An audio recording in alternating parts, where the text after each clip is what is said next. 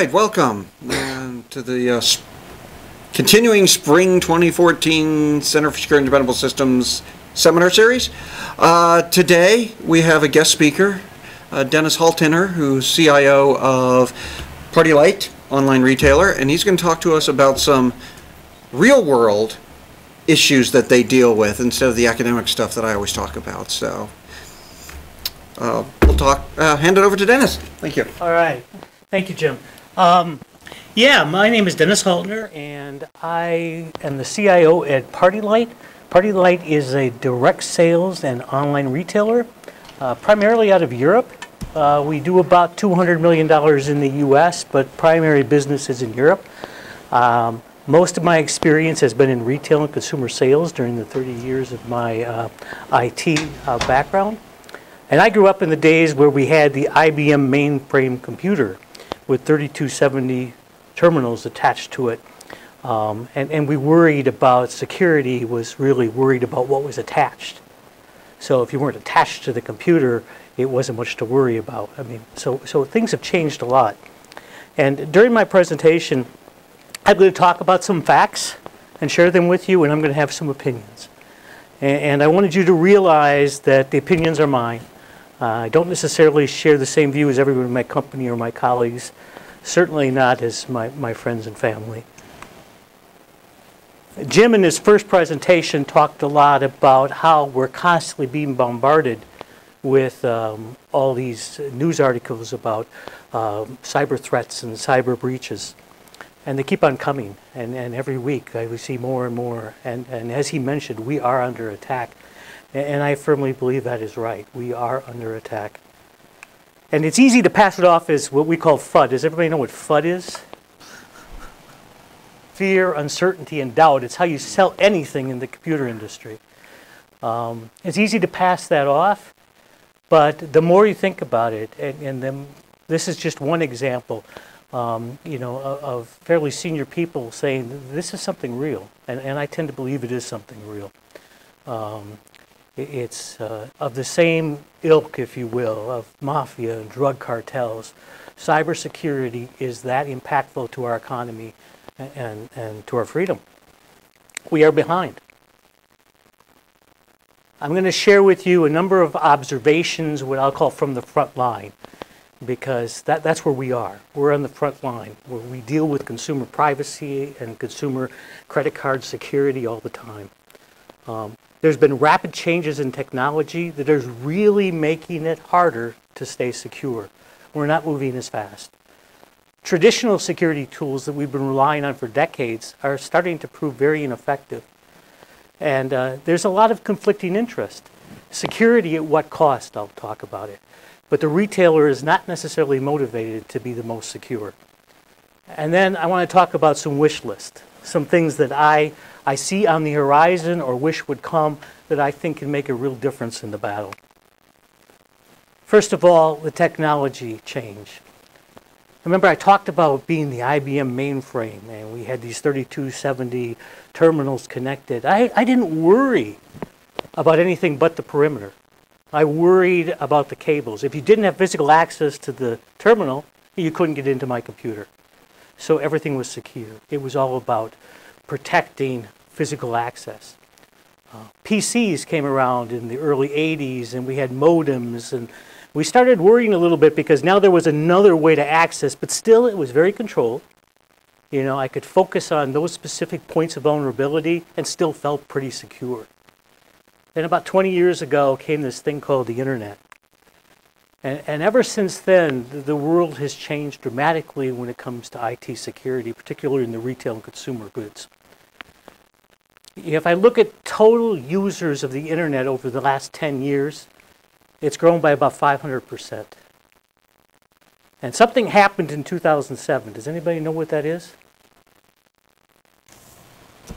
Come on, this is a conversation, I was told. This isn't it. The iPhone. Exactly. The iPhone came in 2007. And it really changed the whole world when it came to online computing.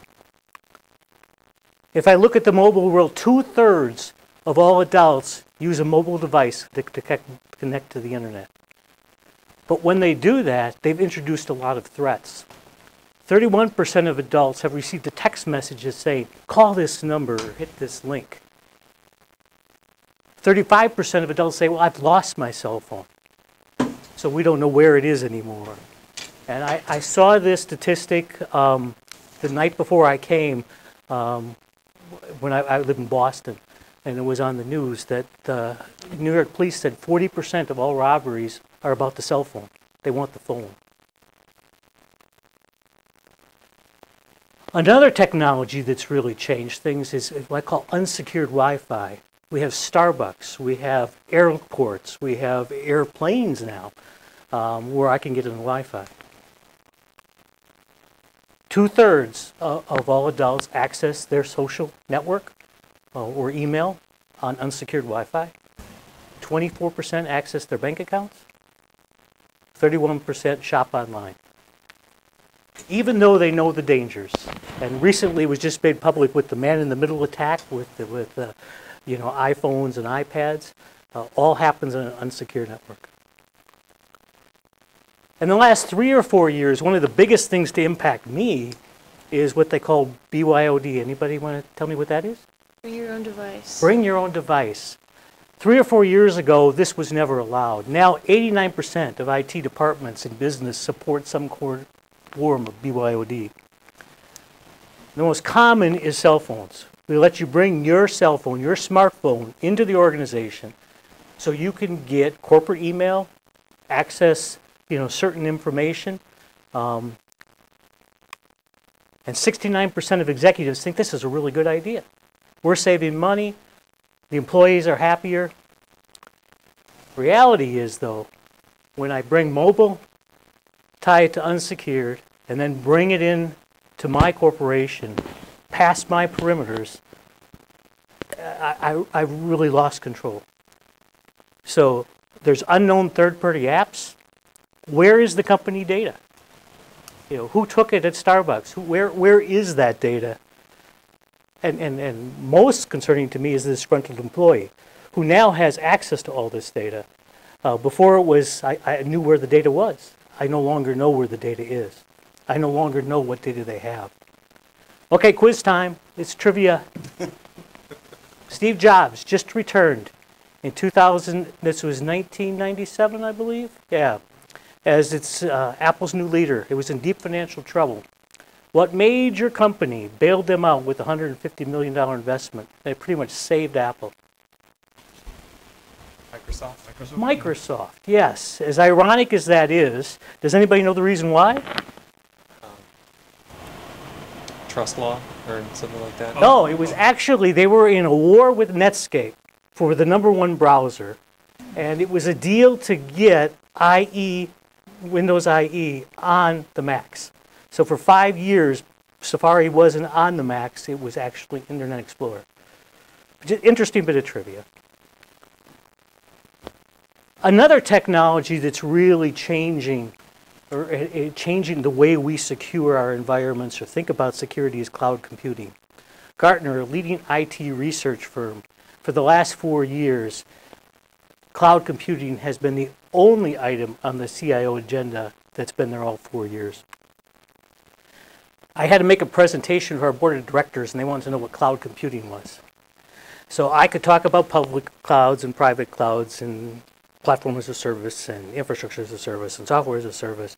So I tried to put it in a little different context.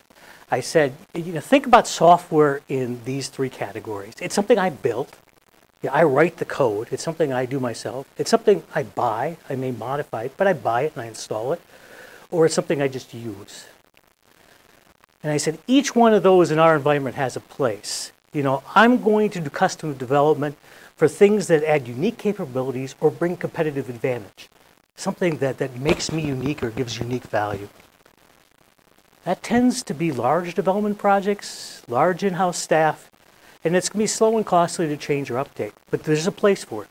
There's certain things that we need to do that for. As far as package solutions, they're best used when I have an integrated core business process that's highly configurable. We tend to think of ERP as a good example. I can't possibly write all that. And there's not a lot of competitive advantage in how I process orders once they enter my building. But there are a lot of uniquenesses about I make candles. So it's unique. I need certain things different than another company. So it's highly configurable, less development. It's a mix of in-house and a vendor staff. And its speed and cost to update and change is really based on how much I have to change that. And the third category is things that are just common usage, limited uniqueness or configuration. Email is a good example, where there's no development. Software is pretty much taken as is, and it's really pretty fast to change, replace, and update. We had group-wise at our company in 2 weeks. We moved to Exchange in the cloud, and it was no big deal. It was pretty easy. And so the way I defined it was, if you're in that upper quadrant, you're in the cloud. So if I didn't write the code and it's not in my data center, let's just think about that as the cloud.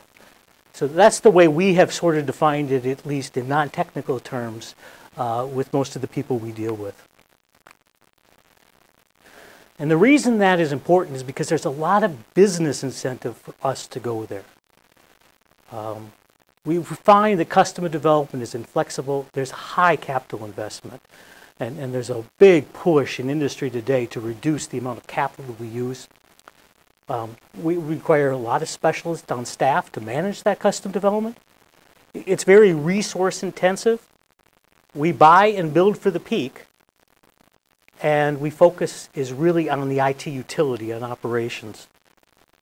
And by moving to the cloud, we become flexible, scalable. I really can be like the big guys. I can do the same things they can do. I have to make limited capital investment. I can pay for the drink, so to speak.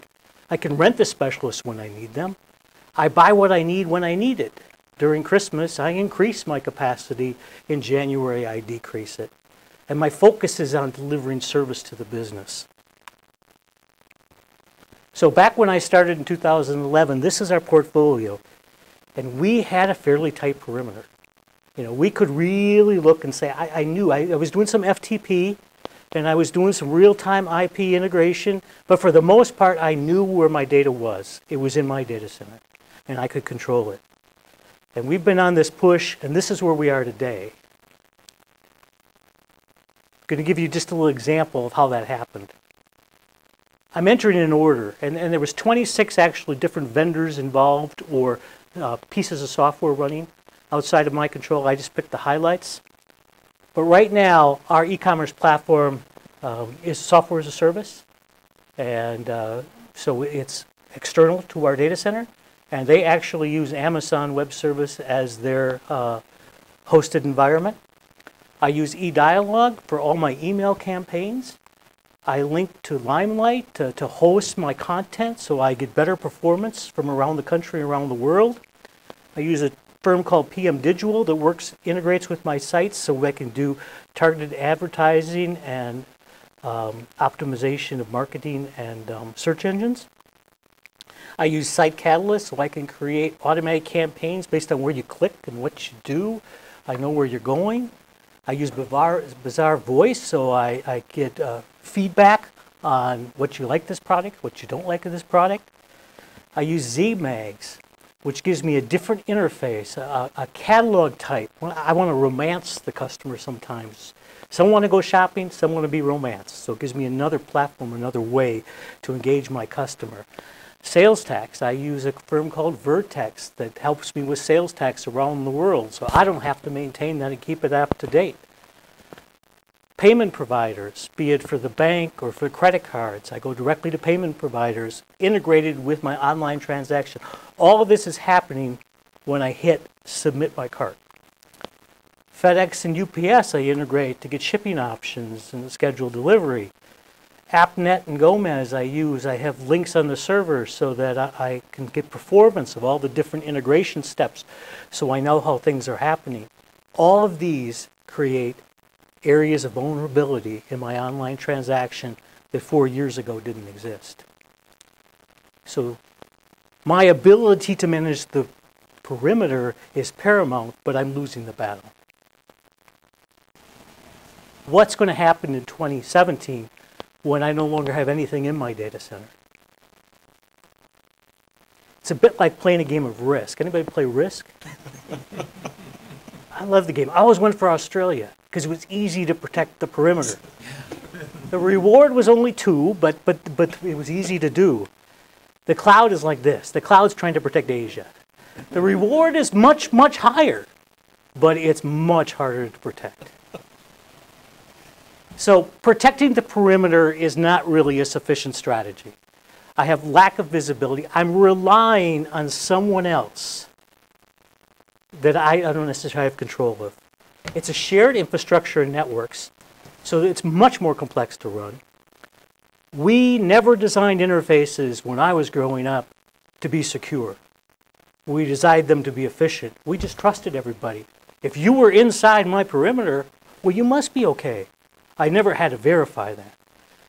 And now when I'm in the cloud, all my interfaces and APIs are open to attack, but they've never been trained to be, if you will, secure.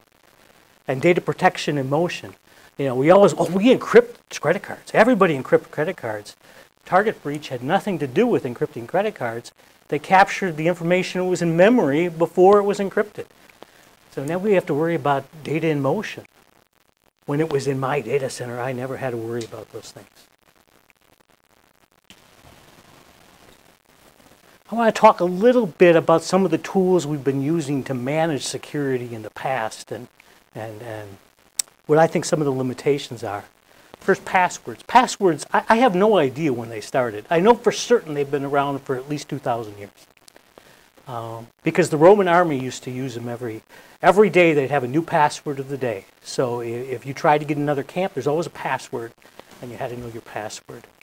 Alibaba, what's the famous password? Open Sesame. Open Sesame. Not a good one anymore. Okay. Shakespeare. Does anybody know? King Lear, first line. Long live the king. And there was a password throughout the play. So passwords have been around for a long, long time.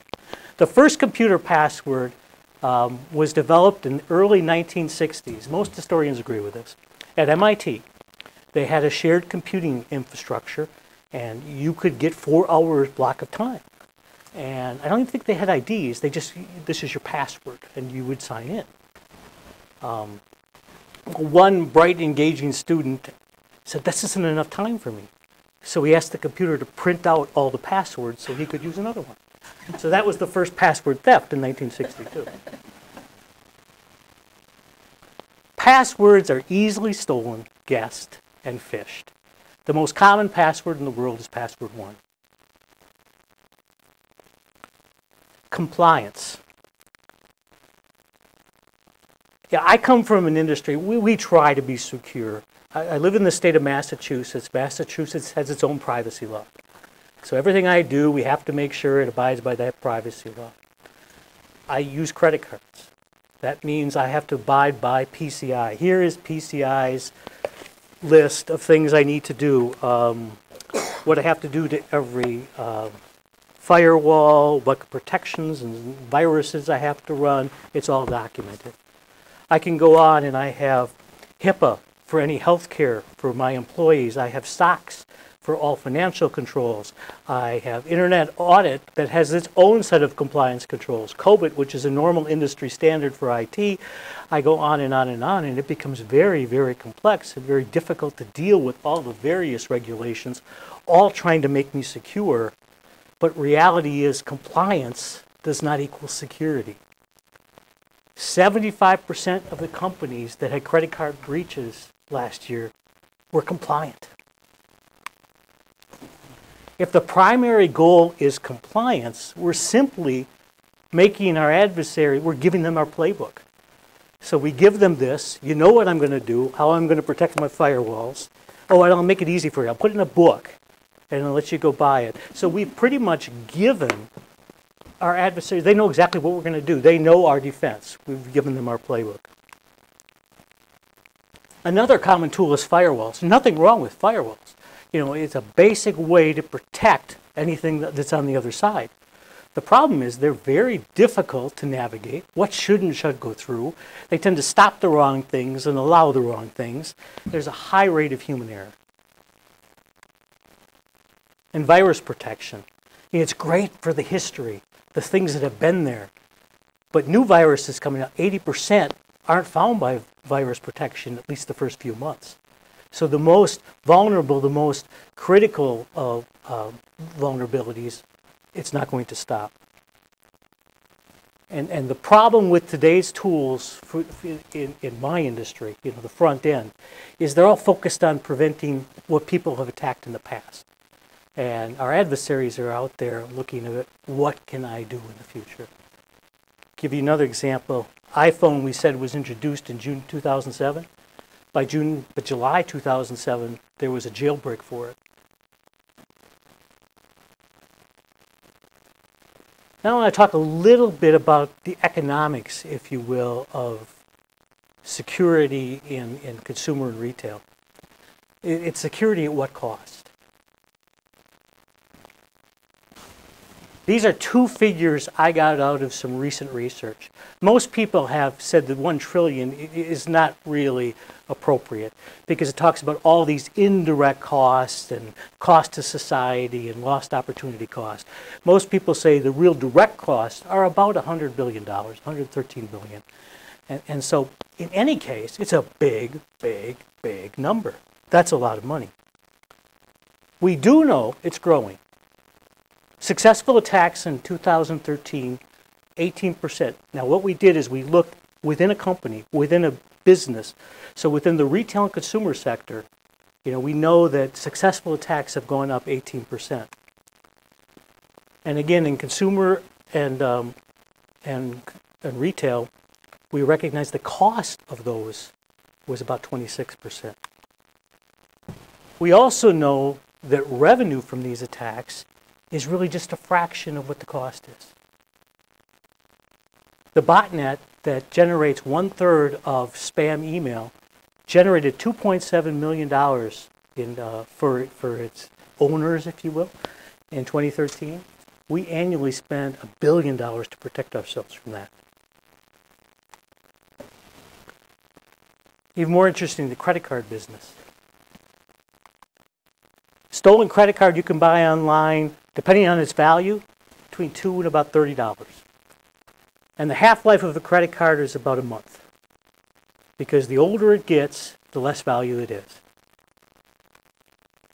The impact to the company for every credit card stolen is well over $500. That doesn't even include the reputation that the company suffers when they have. You just think of the impact to Target. But thinking about the impact to Target, it's usually not permanent. Just last week, Target announced their earnings and said, oh, by the way, that breach we had, we're getting our customers back. We're rebounding. So even though it was dramatic impact and hurt them for a quarter, it doesn't seem to have a long-term impact. Another surprising thing to me, at least, was, we talk about the revenue being small and the cost, the impact to companies like mine, pretty high. But the cost to defend actually greatly exceeds even the cost of the impact. Give you specifics again from the consumer and retail business. The average consumer retail company spent $3.6 million to protect themselves in 2013. If I average all the breaches across those companies in 2013, the average is about 1.9 million. So there is a cost-risk trade-off. When we think about investing more, well, all you have to do is make these more investments. It's not necessarily cost-beneficial for the company. And so I try to lay out a demand curve, trying to say where we are over the last 3 years. Most experts say that best we can achieve, if we did everything the way it's supposed to, best we can achieve is 95%. That would cost 9 to 10 times our spending to get to that level.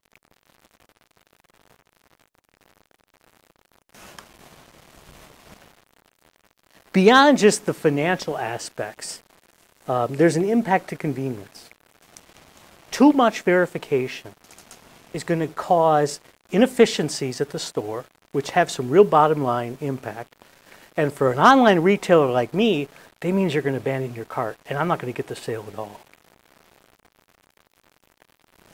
In 2001, to give you an example, Target actually launched a chip-based credit card.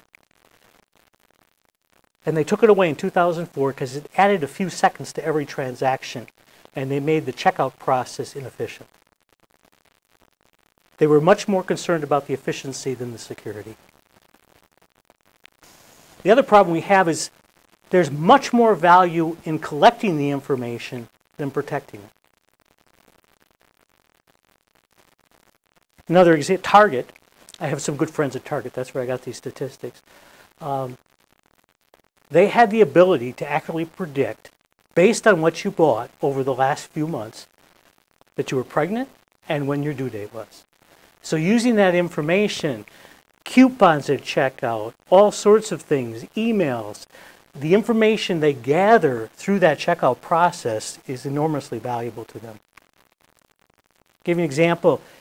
If you look at the lifetime value of an email address, so if you're a customer of mine and I have your email address, that's worth almost $18 to me. Does anybody know what a Facebook like is worth? On average for a retail customer. $174. And some brands like Levi's, it was up to $400. But on average to the retail industry, it's just an enormous value we get from the integration of that data. So I want to talk a little bit during our time remaining about what I call the reinforcements. You know, things I wish, things that are underway, that are really going to happen, and things that I wish would happen. And hopefully you're here to make all those dreams come true. First, chip-based cards. Does anybody know what the chip-based card is about? Okay, it's a credit card that has a chip in it, so it generates a one-time use for the transaction. What does EMV stand for? Anybody know? You're failing the quizzes. EuroPay, MasterCard, and Visa. So those are the three that came together, the standards, in early 2001. Came up with the standard for the chip. It was introduced in Europe, and immediately there was a 34% reduction in credit card fraud in the UK. That's all credit card present, card not present. So just the fact that it was in the marketplace dramatically decreased the cost. Its deployment is underway in the US mid-2015. Why was it so slow? It was going to cost industry about $10 billion to implement. And they're all about, when do I get my cost back? It's all about that trade-off. When is the right time? It reduces compliance cost. So I showed you my PCI compliance. About a third of this goes away when I do EMV. Because Visa has said if you're using EMV cards, you don't have to do this part anymore. So it's going to reduce costs for the retailer as well. Another one not so far advanced, but making rapid improvements is mobile device payments. So I have near-field communication. I have my cell phone in my pocket. I can walk out and it automatically charges my bill. A little space age, but it's on the way. I think closer is an EMV equivalent tool where it'll generate a one-time use that I can use either through a scanner or through text entry. What about online? Because again, in security, I always learned, and you're much more expert than me, that there's three things, and you need at least two of them. One is what you know, who you are, or what you have. So if you can meet two of those criteria, you're secure. Problem is today it's all about what you know. It's about passwords, pins, so there's some security loss. What EMV does is, well, it's what I have. I have to have the device. I have to have that card. Very hard to replicate, very costly. And I have to know something. I have to know a PIN. So we're trying to capture those two elements. When you're online at home, how do you do that? How do I prove to you through a computer screen that I have the card? And that's what these chip authorization programs are about. Little devices you can get that you put your card into, and it will generate a one-time use code that you can use online that verifies that you actually have it. And there's computer apps that they're thinking about putting on phones that would do the exact same thing. So I can create that equivalent of having something on an online transaction and provide the same kind of security. That's a few years off, but it's certainly coming. And there's something that is real today, and we're moving rapidly to it, is I'm never going to store a credit card again. Right now, about 90% of my credit cards I never see. Because of the way we've worked with our payment providers, they're gone. I tokenize, so I only get a token. And soon we're moving to an environment that my payment provider is going to be integral to my checkout process. When it's time to do payment, I go to their site. I never see it. I'm not involved in that transaction. I get my payment from the payment provider, they get it from the customer, and it takes the retailer out of it. And it makes the payment provider, who is much more capable of providing security, puts them on the front line and protects me. I see more and more of that happening, and within a year we're going to be at least in that environment in my company. So none of these eliminate the threat, but all of these I think will significantly increase the cost and difficulty for criminals to comply. And once we can change that cost-benefit relationship, I can see some progress in the war. Another one that is working today, and I think will continue to get better and better, is big data. Already I get challenged in response. If I log in from multiple different locations, they always ask me my security questions. Buying unusual items, I'll get a call from Discover saying, did you really make this purchase? If I have different IP address on my computer, they're going to challenge and response, want a security question. Overseas, again, I'll get the call. Billing address, shipping address, all this data about what I tend to buy, where I tend to buy, it's creating really good fraud screening. And I expect to see it gets even better at that and more accurate to help protect the consumer and the company. Another thing I'm wishing for is harmonizing the compliance. If we can reconcile all these overlapping everybody has right motivation, but get us down to something, one standard that we can all work with, or at least help reduce some of the overlapping. And getting our software hosting vendors to work with those compliance agencies. We don't design software today with security, we add it in at the end. We need to design software with security in mind. And that's what I think the compliance has to be about. And I think that will reduce the overhead, at least on my team, by at least 50%, and I think improve security and privacy. Another tool, I think, for our war is focus on what's really important. Security incidents, they're business risks. They're always going to be there.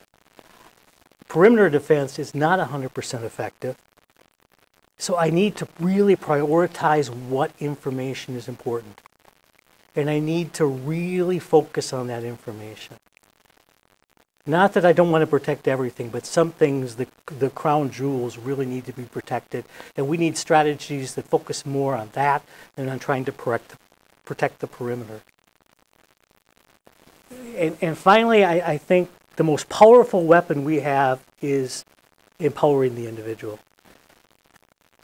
If people are trained, they're informed, and they're cautious about what they do, when they really think about what they do, I think it really improves their ability to be secure. I would love to see a little more tools, to help them manage it. Like I'd love to be able to change the security card on my the back 3 numbers on your credit card, things that you can't do. I think we want to empower the consumer to take more control of their security. But at the end of the day, they are the front line. And a consumer that's knowledgeable and knows what to do and what not to do, I think is the best defense. So with that, I got about 4 minutes left for questions, or no, 14 minutes left for questions. Yes? So I did an analysis back in 2010 for the DoD about point-of-sale authentication mechanisms. Yeah. And the United States was way behind European countries and Far East countries. They had two-factor point-of-sale authentication implemented as far ago as 2008. So America's lagging. Is it Yes. the American consumer that's reluctant, or the American retailer, or is this a cultural thing? I mean, there probably is some cultural aspect to it. I do think it is the retailer, because, you know, I was trying to point out that there's so many costs associated with migrating to that environment, and the value traditionally hasn't been there. It's only in the last few years we've seen this steady increase in the instances of cybercrime, and I think it's woken up the American retail and the American credit card payment industry to saying something has to be done. Like I said, to convert just the credit cards is about $10 to $20 billion cost. And to do that, where was my payback? You know, that was part of the question. So the follow-up question is, have we hit that critical point where they've lost enough dollars to do something about it, or do we have to lose more? I think we not only hit that point, but I think it's become so much more aware to the consumer that they're much more cautious and looking for those solutions. And I think that's what's really driving the change. Target announced that they're going to move to it much more rapidly than they had originally planned. And I think sometime in the next few months, we're going to start seeing Target cards come with chip and PIN.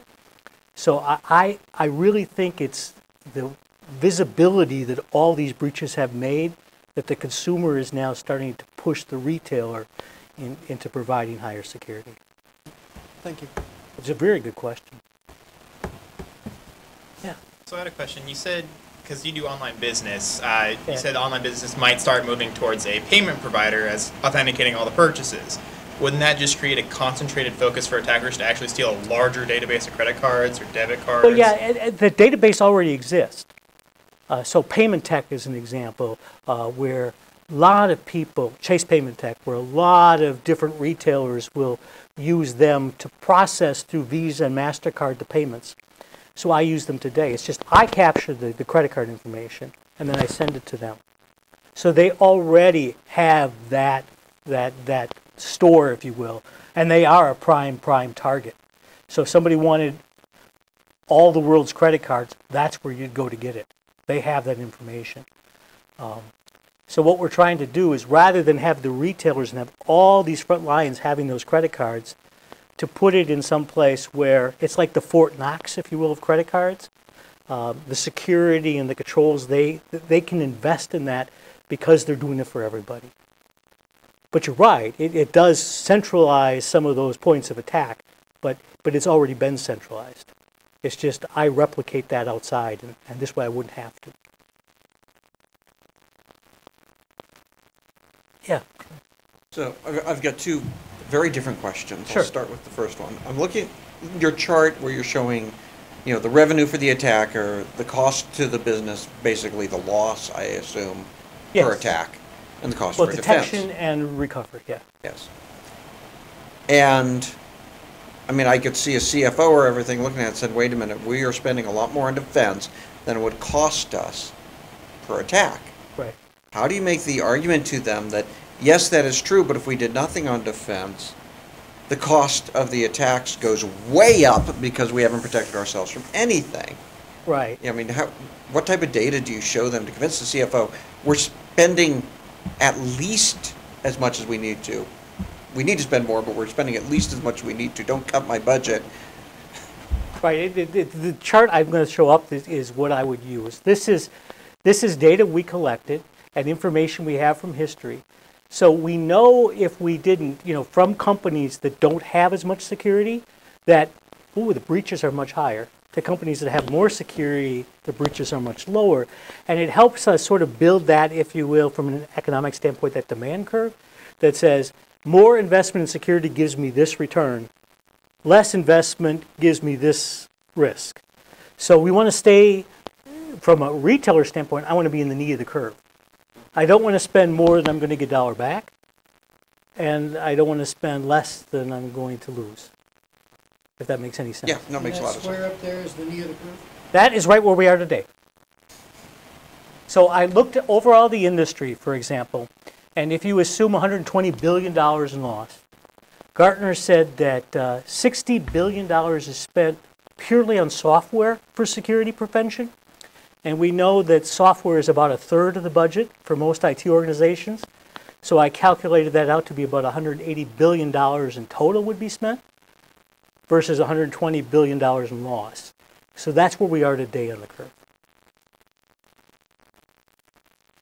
And then the other question, Yeah. completely different. So you're mentioning about Target knowing like if somebody was pregnant, and I know Yeah. that came off of a news story Yeah, where the 16-year-old girl was started receiving coupons or mailings from Target about having a baby, and the parents Yes. got really incensed. How dare you send this stuff to our 16-year-old Right, girl? right. You know, about having a baby, are you, you know, and Yeah. the parents didn't know she was pregnant. right, exactly. But Target did. Yeah, Because of what she was buying. right.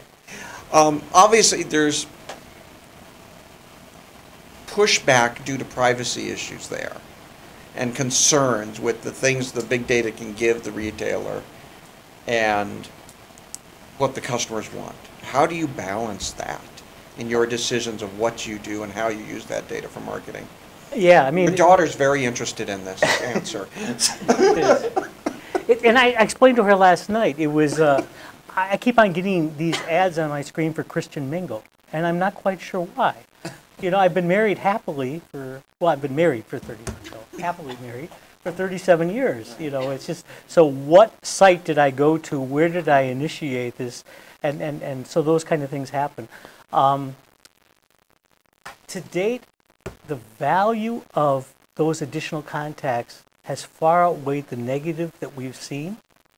But I do agree with you. I think it's going to turn around someday that people are going to be more concerned about the privacy. You know, we allow people to log into our online shopping through Facebook. We want them to log in through Facebook because that opens us to a lot more information. We want them to share their links because, again, it opens up, now I know their friends and I know. So we are I wouldn't say dishonest in that regard, but we certainly take advantage of whatever information the consumer makes available. The pushback to date has not been so severe. Of course, I sell candles, and other people may sell other things, but it's been fairly lucrative. If that makes any sense. Yes, it does. Okay. So right now you're not balancing too much. We're not balancing. I'm being very honest. So you say that the vendors actually push away some of these possible solutions. So what is different than in Europe? Because in Europe, for example, the chip was accepted years and years ago. The shopping habits are much more conservative there. Is this a cultural thing? Is it the legislation? I mean, do they have laws that dictate that? Or where are we falling behind? Yeah, I think you're right. I think the last point has a lot to do with it. I think privacy laws in Europe and security laws are much stricter. I said the protection of the consumer is much greater, and I think the whole culture was much quicker to adapt. And the fact that it was very successful there is one of the reasons I think it's going to make inroads in the U.S. But there certainly was no government push. The industry was not going to push in and of itself because of the cost of change. And again, as I was pointing out, the value of the information they were getting exceeded the cost of the crime. So there wasn't a lot of incentive. One of the problems when Target introduced this in 2001 is they started losing information. Because right now when you scan the card, they get a whole lot of information about you. And they can quickly tie to your email address and those kind of things. When they were doing the chip and pin, they were just getting a token that said they were losing their connection to the data. And that was so much more valuable to them, plus the inconvenience at the checkout, they decided that the value of that information precedes the value of the security.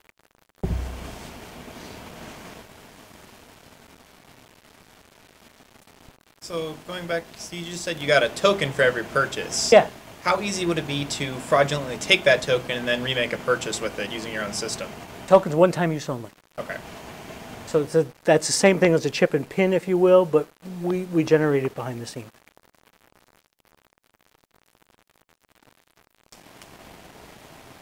Any other questions? Well, thank you.